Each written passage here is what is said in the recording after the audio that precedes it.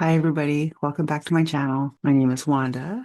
I'm a CPTSD survivor, a trauma-informed educator, and a somatic coach. And in this video, I just want to talk about what to do when you become overwhelmed or triggered or having an emotional flashback and you realize that the reaction that you're having to the situation far outweighs, like it's like you're reacting in a way that's over the top, that's too much for the situation. This is one of the things that helped me on my healing journey is when I first became aware of when I was being triggered.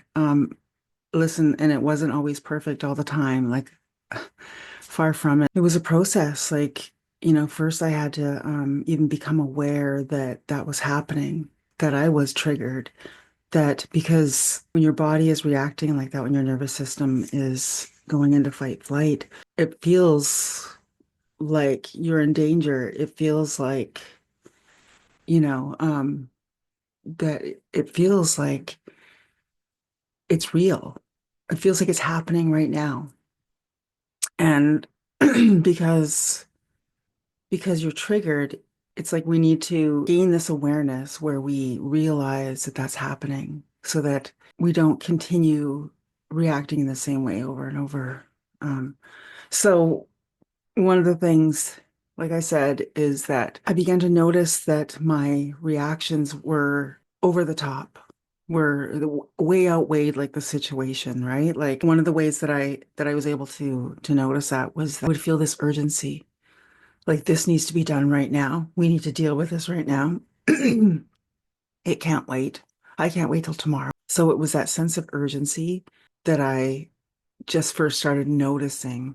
And then a lot of times I wouldn't notice until afterwards. And that's how it first started, right? Like it first started with me noticing after the fact that, and, and then I started noticing quicker, that, oh, okay, I was triggered because that I had that sense of urgency. I may not have caught it, before I sent that email or, you know, um, but that's how it started was that I first started noticing afterwards that I was triggered, that I was, reactive.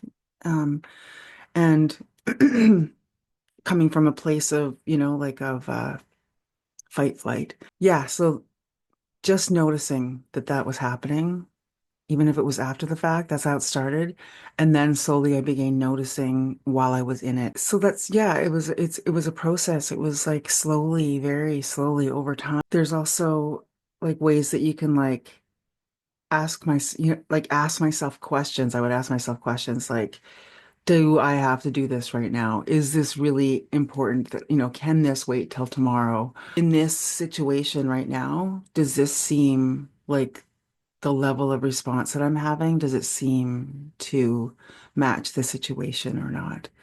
And just having those questions in my mind were helpful. Like even just working on this, even just thinking about this, like when I wasn't triggered, then when I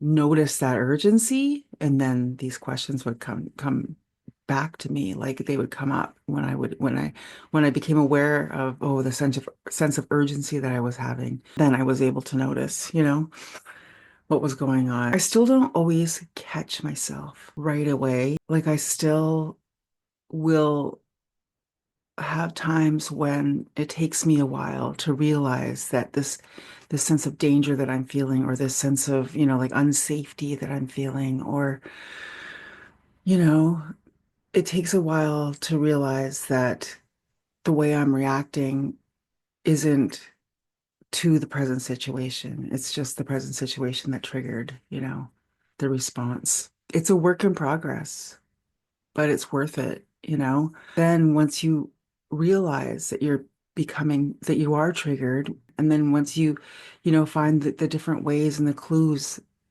for your own self, like to realize it, to notice that you're triggered, then once you get, you have that going and you're working on that, then you can work on ways to work on the triggers, like to notice, to try to like then realize, well, where that might be coming from or what might have been the trigger. And for instance, I noticed that I have a trigger that's like a recurring theme, right, throughout. And that is that when I'm feeling like I'm being left out, or when I feel like I'm being ignored, or when I feel like I'm being,